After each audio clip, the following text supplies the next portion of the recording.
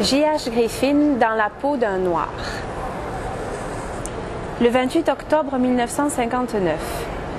Une idée m'avait hanté pendant des années et cette nuit-là, elle me revint avec plus d'insistance que jamais.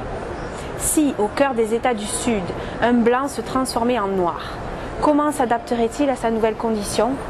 Qu'éprouve-t-on lorsqu'on est l'objet d'une discrimination fondée sur la couleur de votre peau, c'est-à-dire sur quelque chose qui échappe à votre contrôle?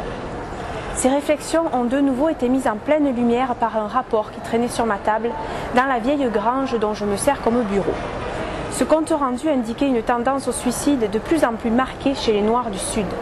Cela ne signifiait pas qu'ils se donnaient la mort, mais plutôt qu'ils avaient atteint le stade où peu leur importait de vivre ou de mourir. On en était donc là, malgré les assertions des législateurs blancs du Sud, qui insistaient sur leur rapport merveilleusement harmonieux avec les Noirs. Je m'attardais dans mon bureau à la ferme que mes parents possédaient à Mansfield, dans le Texas.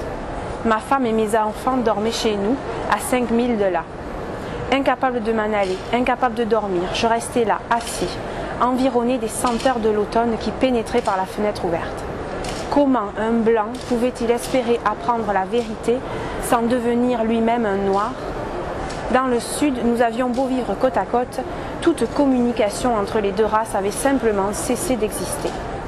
En fait, chacun ignorait tout de l'autre. Le noir du Sud ne dira jamais la vérité au blanc. Depuis longtemps, il sait que s'il dit une vérité déplaisante au blanc, le blanc le lui fera payer cher. La seule façon possible de combler le gouffre entre nous, me semblait-il, était de devenir un noir. Je décidai de le faire.